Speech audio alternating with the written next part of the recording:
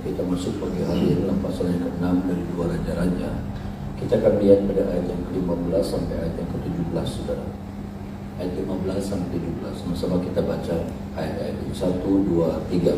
Ketika pelayan di alam bangun pagi-pagi dan pergi keluar, maka tampaklah satu tentara dengan kuda dan kereta di sekeliling kota itu. Lalu berkatalah bujangnya itu kepadanya, "Celaka tuanku, apakah akan kita perbuat?" Jawabnya, "Jangan takut, sebab lebih banyak yang menyertai kita daripada yang menyertai mereka." Lalu berdoalah Elisa, "Ya Tuhan, bukalah kiranya matanya, supaya ia melihat." Maka Tuhan membuka mata bujang itu, sehingga ia melihat. Tampaklah gunung itu penuh dengan kuda dan kereta berapi sekeliling Elisa. Di Tuhan. Saudara, saya mau mengajak kita melihat tentang orang yang ada urapan Tuhan dalam hidupnya. Saudara, apa sih tanda orang yang diurapi? Ya, nabi itu orang yang diurapi Tuhan. Tapi saya percaya kita juga, saya dan saudara juga pengurapan Tuhan sesungguhnya Tuhan berikan buat kita. Amin, saudara. Ya. Tetapi kita bicara tentang apa sih tandanya? Kalau kita masih menjadi orang yang diurapi oleh Tuhan, ya, karena pengurapan itu menjadi sesuatu yang penting. Pengurapan itu menjadi sesuatu yang mutlak. Pengurapan itu menjadi sesuatu yang harusnya ada dalam setiap pribadi kita. Pengurapan, ya, saudaraku. Pengurapan itu bicara tentang kehadiran Tuhan juga dalam hidup kita.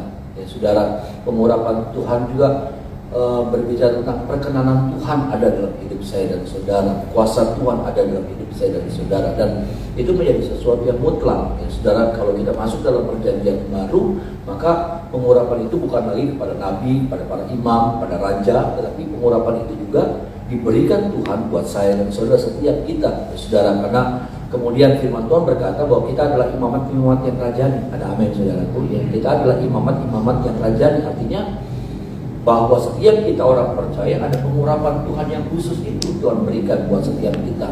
Nah, jadi pertanyaannya buat kita pagi hari ini, masihkah pengurapan itu ada? Pengurapan itu masihkah jadi bagian kita? Atau mungkin pengurapan itu sudah tidak ada lagi dalam hidup kita? Kita berpikir masih ada, tapi ternyata sudah tidak ada. Itulah sebabnya pagi ini saya membawa saudara dan saya melihat tentang apa tanda orang yang diurapi Tuhan.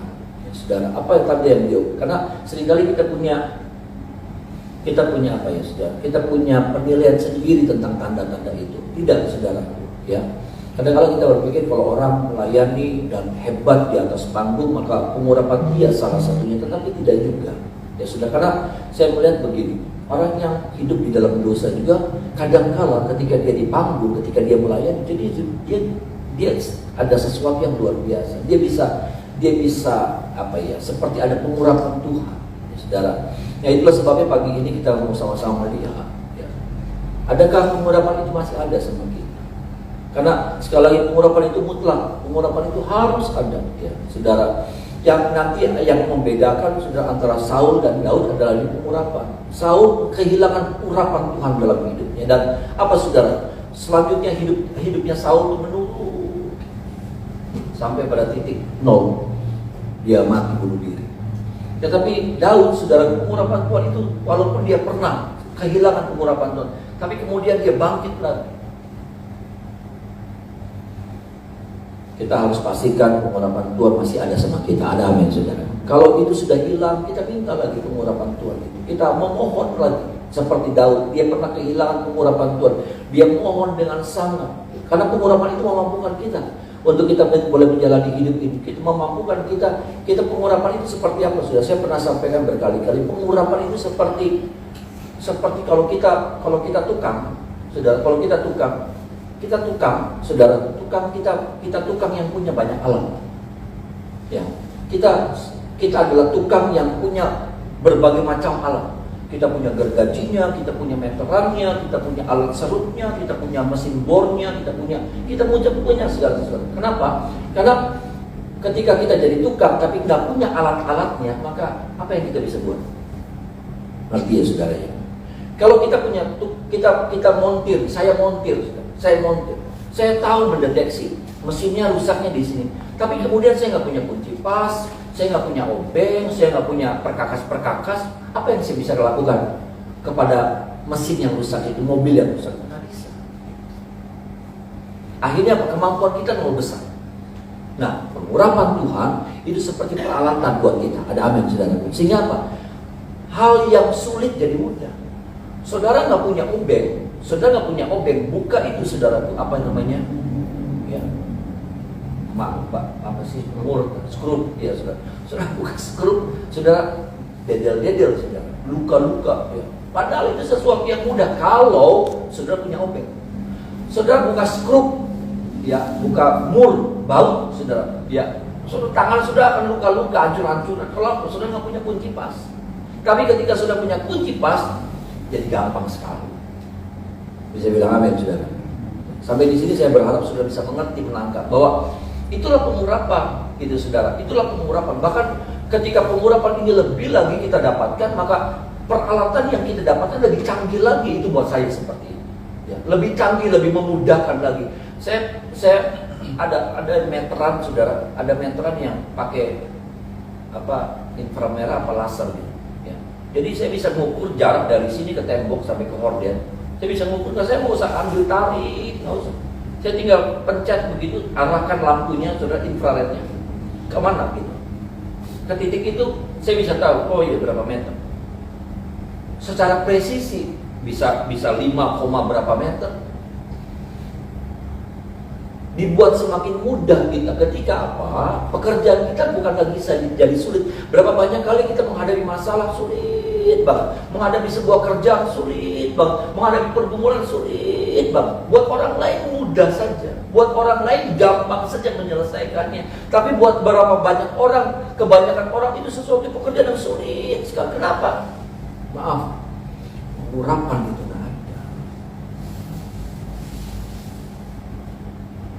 Makanya dengan adanya pengurapan, saudara, dengan adanya pengurapan, maka segala sesuatunya ada alat bantu gitu, ada perkakas yang kita miliki sehingga pekerjaan kita jadi lebih mudah ketimbang kita nggak punya perkakas. Nah ini yang saya mau sampaikan. Apa sih tandanya? Apa tanda orang yang punya pengurapan Tuhan?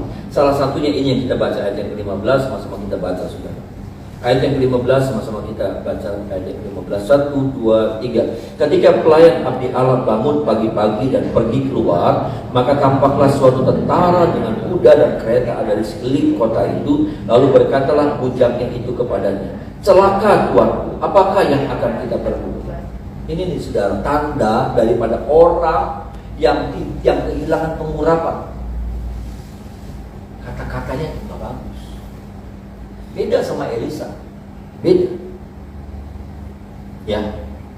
Elisa bilang begini, ayat yang ke-16, sesuatu yang sangat kontradiksi sekali. Ayat 15, ayat sama-sama baca ayat 16. 1, 2, 3. Jawabnya, jangan takut, sebab lebih banyak yang menyertai kita.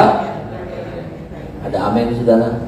Beda. Orang yang punya pengurapan, kata-katanya beda waktu menghadapi masalah. Beda. Sangat beda, bukan cuma beda tipis, tapi sangat beda, bedanya jauh. Saya nggak tahu apakah ini GHC. Kata-katanya nggak bagus, kata-katanya negatif. Hati-hati saudara, kalau kata-kata saudara mulai negatif dalam menghadapi segala sesuatu dalam hidup ini, artinya apa? Tandanya apa itu? Itu tanda yang serius. Apa itu? Saudara mulai kehilangan pengurapan. Kalau saudara menghadapi masalah, pergumulan hidup, tantangan, saudara menghadapi kata-kata kita, kata-kata yang negatif, kata-kata keluhan, kata-kata kata persungutan, itu bukan tentang masalahnya besar atau apa, tapi apa? Itu tanda, saya melihatnya. Itu tanda pengurapan Tuhan sudah gak ada lagi semua.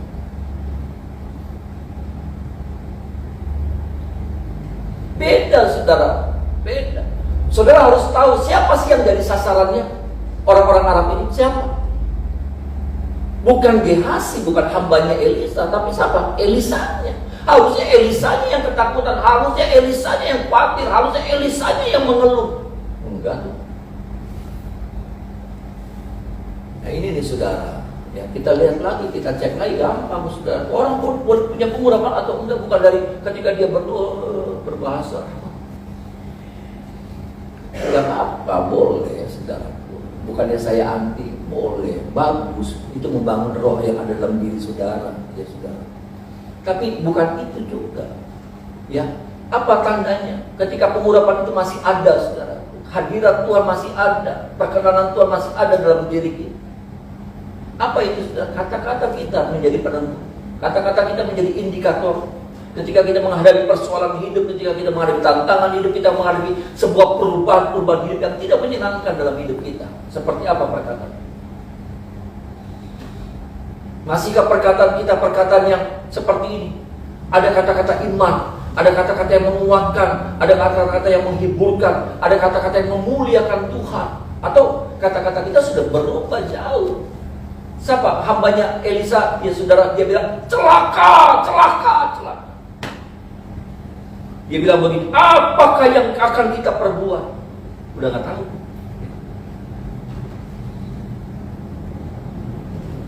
Udah kata celaka keluar, lalu dia bilang, apa yang kita akan perbuat? Artinya apa? Aduh, habis, mati.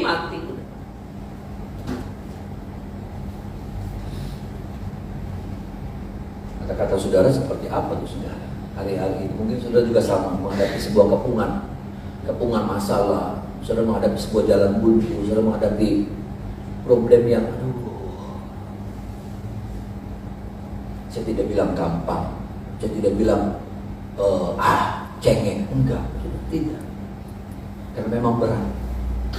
Tapi perhatikan kata-kata kita. Saya tidak bilang cengeng, lebay, tidak.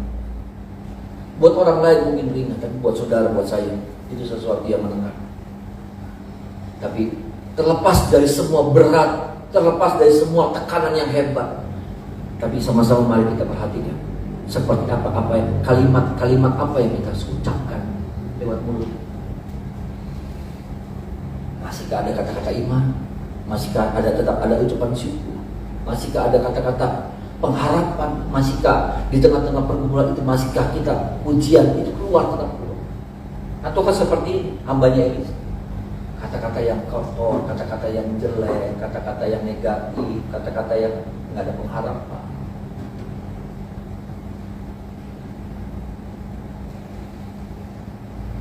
Tolong kita ya saudara. Ini menjadi indikasi. Ya. Jangan nggak bisa. Memang tuh saya tuh memang modelnya begini, bukan. Saudara nggak bisa membenarkan itu dengan alasan itu. Yang kedua, kalau sudah melihat ayat yang 17 sama-sama kita lihat. Ayat yang 17. Nanti kita masuk pada bagian yang kedua, saudara. 17 sama-sama kita baca. 1, 2, 3. Lalu berdoalah Elisa, ya Tuhan, bukalah kiranya matanya supaya ia melihat. Maka Tuhan membuka mata bujangnya itu sehingga ia melihat. Tampaklah gunung itu penuh dengan kuda dan kereta berapi. Amin. Saudara, dia bisa berucap positif. Dia berucap dengan kata-kata iman. Dan apa? Dia bisa melihat sesuatu yang tidak bisa dilihat oleh orang lain. Itulah Elisa. Itulah orang yang diurapi. Dia bisa melihat sesuatu yang tidak bisa dilihat oleh orang lain. Ketika orang lain cuma melihatnya masalah, ketika orang lain melihatnya tentang yang namanya jalan buntu, ketika orang lain cuma melihatnya, orang kebanyakan melihatnya apa saudara, nggak ada pengharapan. Tapi orang-orang yang diurapi Tuhan, ini sudah perhatikan, orang-orang yang diurapi Tuhan bisa tetap melihat pertolongan Tuhan. Ada amin. Tetap bisa melihat penyertaan Tuhan, tetap bisa melihat kebaikan Tuhan, tetap bisa melihat apa saudara, kehadiran Tuhan dalam hidup. Ini bukan kata-kata kosong.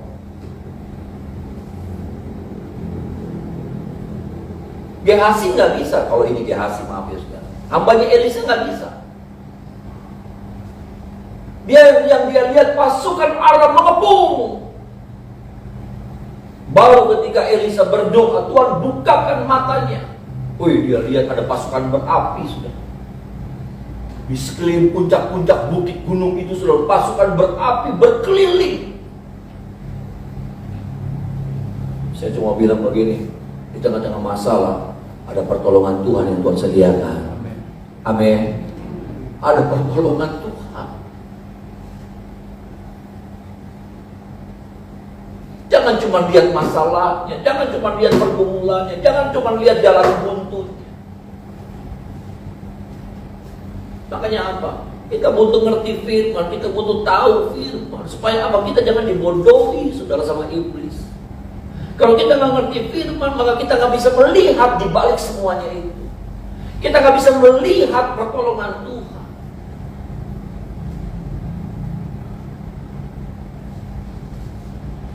Ada banyak orang Kristen, tapi kebanyakan yang seperti itu, seperti Gehazi, seperti hambanya Elisa. Yang kalau lihat masalah, ya lihat masalah, nggak bisa melihat ada Tuhan yang menyertai. Buat saya, rugi, bodoh kita. Maaf, bodoh, rugi kita. Ketika sebetulnya di balik semuanya itu ada kebaikan, ada pertolongan Tuhan yang tersedia buat saya dan saudara, tapi kita nggak bisa lihat.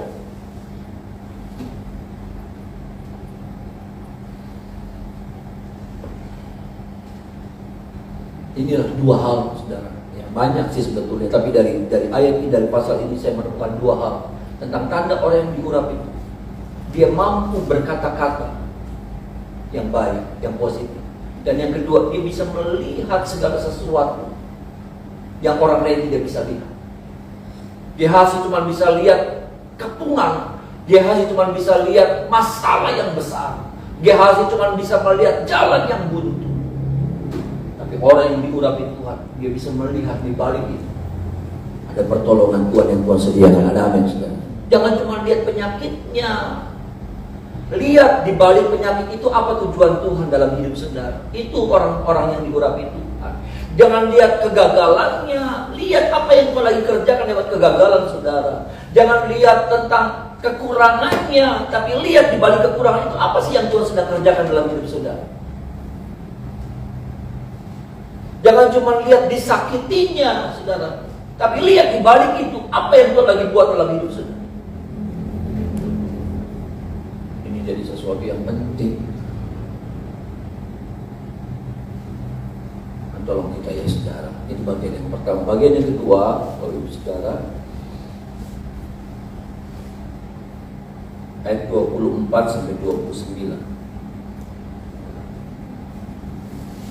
Sama-sama kita baca saudara. Ini bagian yang kedua. Kita masuk pada bagian 24, 1, 2, 3. Sesudah itu Ben-Hadad Raja Aram menghimpunkan seluruh tentaranya, lalu maju mengepung Samaria. Maka terjadilah kelaparan hebat di Samaria selama mereka mengepungnya, sehingga sebuah kepala keledai berharga 80 sikal perak dan seperempat kap tahi merpati berharga 5 sikal perak. Suatu kali ketika Raja Israel berjalan di atas tembok, datanglah seorang perempuan mengadukan halnya kepada Raja sambil berseru, "Tolonglah dia Tuanku Raja." Jawabnya, "Jika Tuhan tidak menolong engkau, dengan apakah aku dapat menolong engkau? Dengan hasil pengirikankah atau hasil pemerasan anggur?" Kemudian bertanyalah Raja kepadanya, "Ada apa?" Jawab perempuan ini berkata kepadaku, "Berilah anakmu laki-laki supaya kita makan dia pada hari ini, dan besok akan kita makan anakku laki-laki." 29. Jadi kami memasak anakku dan memakan dia. Tetapi ketika aku berkata kepadanya pada hari berikutnya, "Berilah anakmu supaya kita makan dia," maka perempuan itu menyembunyikan anak. Saya melihat saudara ya, ini sebuah peristiwa yang tragis. Ya, bagaimana kepungan Aram itu mendatangkan sengsara yang amat luar biasa di tengah-tengah bangsa Israel. Ya, sampai tahi merpati ada harganya saudara. Sampai kemudian puncaknya orang udah kehabisan akal saudara. Sampai anak sendiri dimakan. Bayangin, disembelih, digodok. Kayak apa? Sengsara, penderitaan yang begitu amat luar biasa yang disebabkan oleh satu bangsa yang namanya bangsa apa saudara? Aram. Saya tertarik saudaraku yang melihat tentang Aram. Ternyata saudaraku, kalau kita bicara tentang bangsa Aram, saudara, bangsa Aram itu saudaraku, ya keturunan dari setelah Sem, Ham dan Yafet. Ya. Aram itu keturunan daripada Sem, saudaraku. Dan kalau kita bicara Aram ya saudaraku, kita bicara Aram, siapa sih Aram? Aram tuh nenek moyangnya Abraham. Karena kan Abraham dari Aram, kalau saya melihat ya saudaraku, ya. Saya menurunkan ya Aram ya saudara. Memang beda beda itu, saudara, beda keturunan, bukan dari Aram langsung. Tapi anak Sem itu ada Elam, Asyur, Arpaksad, Lut, dan Aram, ya saudara. Tetapi masih satu garis keturunan. Anaknya Arpaksad nanti menurunkan, ya saudara, Serug, Nahor, Terah, Abraham. Tapi yang saya mau bilang masih ada hubungan yang cukup kuat di antara mereka. Masih ada kaitan yang sangat erat, sudah. Masih sama-sama keturunan Sem. Tidak terlalu jauh. Yang saya mau bilang, saudara, inilah yang tanpa kita sadari iblis lagi bekerja, saudara. Di mana? Di tengah-tengah yang namanya persaudaraan. Sehingga kita nggak aneh kalau ada saudara bencinya sama saudaranya sendiri itu lebih daripada orang lain benci sama orang lain. Ada kakak sama adik bencinya, saudara, kakak benci sama adik, adik benci sama kakaknya. Aduh, sampai kayak musuh apa gitu. Sampai segitunya. Ya.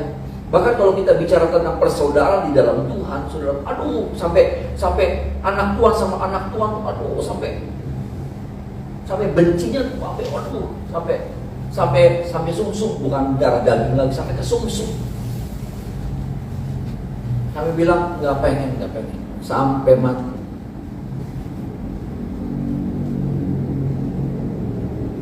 Sampai ada seorang yang sudah saya pernah dengar ini, ada seorang papa sama mama, anaknya hamba Tuhan, dia bilang begini, sampai mati.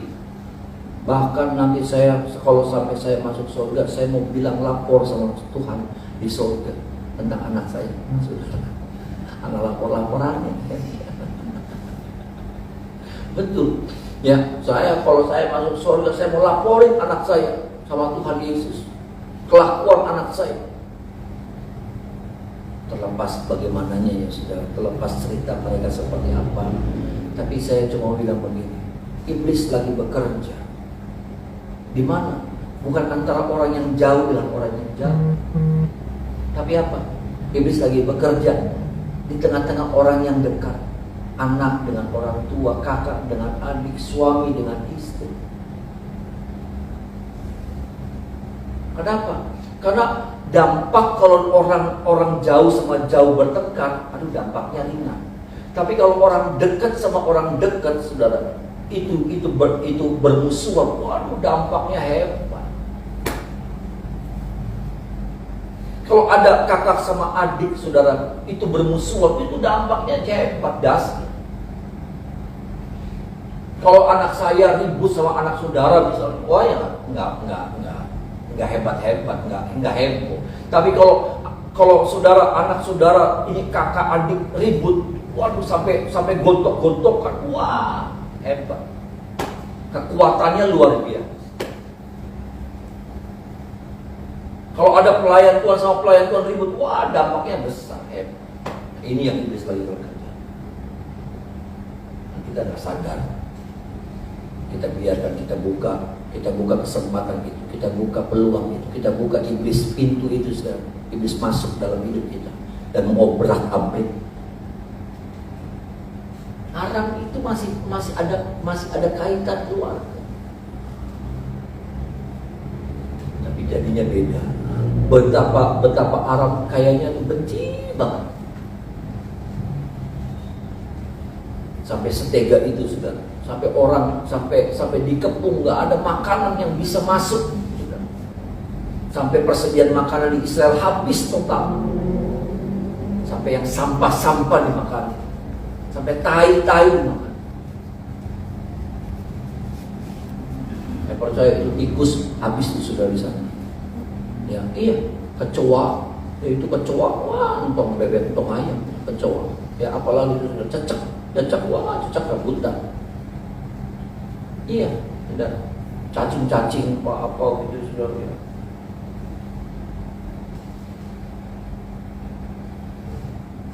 Saya melihatnya dari sisi itu, saudara. Bagaimana ini iblis masuk. Iblis masuk mengobrak-abrik hubungan kekeluargaan, hubungan darah. Hancur lebur. Gereja Tuhan juga jadi sebuah persaudaraan.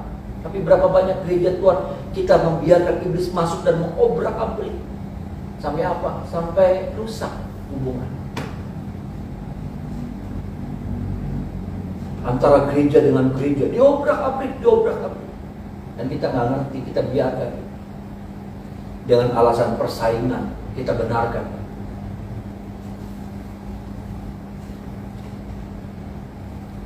Tapi sebetulnya yang sedang hadir adalah ambisi dosa yang sedang bergerak. Hawa nafsu yang sedang kita biarkan. Ini firman buat saya dan buat saudara. Ada amin saudara. Supaya kita berhati-hati buat setiap apa? Buat setiap siasat-siasat iblis yang lagi iblis lakukan dalam hidup saya dan saudara. Karena itu bisa terjadi dalam hidup saya. Itu bisa terjadi dalam hidup saudara. Saudara yang berkakak adik, saudara.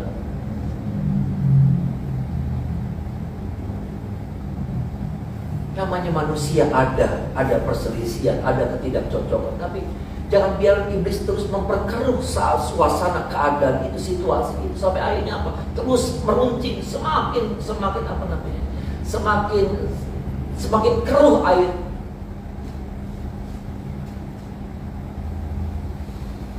Saya bersaudara bukannya tidak ada masalah, saudara. Ya, saya bersaudara, ya, saya sekarang tinggal 3. Ya. Tinggal 3. Saya, Pak Roni, sama Esther. Kami tinggal bertiga dari yang banyak. Ada yang namanya masalah, ada yang namanya selisih paham, ada yang namanya. Tapi kita nggak biarkan, karena itu bisa akhirnya apa? Dari keturunan kepada keturunan dan keturunan. Jadi sebuah apa? Jadi sebuah warisan. Ngeri ya. Ngeri. Itu kepahitan tuh bisa jadi warisan. Saya nggak mau. Itu bisa jadi warisan. Nanti saudara seperti Edom, ya, anaknya Esau itu diwariskan terus. Sakit hatinya Esau, hak keseluruhannya diambil. Dia cerita sama anaknya dari keturunan kepada keturunan sampai apa? Keturunan Edom benci sama Israel. Nah, itu. Adakah yang seperti ini kita mewariskan sama anak-anak kita? Tentang apa? Tentang kebencian. Yang kita wariskan kepahitan hati. Mama sama apa? Kita Saki dari siapa mana? Saki Ciki. Nah, pokoknya ini yang mana pokoknya. Engku yang saudara sama engku tuh. Jadi panjang cerita yang nggak pernah habis-habis.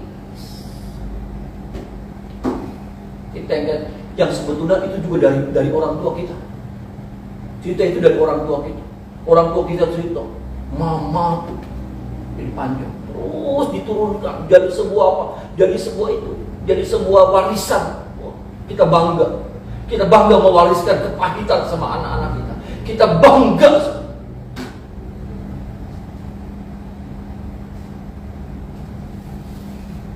Tolong kita, saudara. Firman Tuhan bilang, Mazmur 133, di dalam kesatuan itu ada berkat Tuhan. Amin. Dalam kesatuan itu ada berkat Tuhan. Ada berkat Tuhan yang Tuhan perintahkan, bukan kutuk. Hati-hati, jangan sampai karena masalah itu yang hadir dalam hidup kita bukan berkat. Yang hadir dalam hidup kita, anak-anak kita berdoa, Tuhan, saya berdoa Tuhan berkati Mika, Tuhan. Tapi saya sudah mewariskan sebuah legasi yang seperti itu sudah. Apa namanya? Kepahitan, bukan berkat. Enggak akan berkat yang akan menyertai anak saya. Kutuk.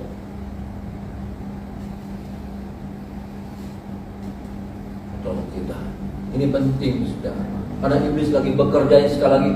Dia buat apa? Dia adu domba orang yang jauh sama orang yang jauh. Gak hebat. Dampaknya gak hebat. Tapi kalau dia bisa rusakkan kakak adik, dia bisa rusakkan suami istri, dia bisa rusakkan orang-orang dekat, keluarga yang sedang. Wah, hebat. Dampaknya besar. Dampaknya panjang. Tolong kita pagi hari ini. Biarlah firman ini termeterai dalam hidup kita. Saya tidak tahu ada seperti, kalau tidak ada puji Tuhan. Tapi kalau ada saudara. Tuhan tolong kita, memampukan kita untuk kita bisa menghabiskan cerita. Habis kita putuskan berdamai dengan orang-orang, dengan keluarga kita. Tolong kita, mari kita menyembah Tuhan.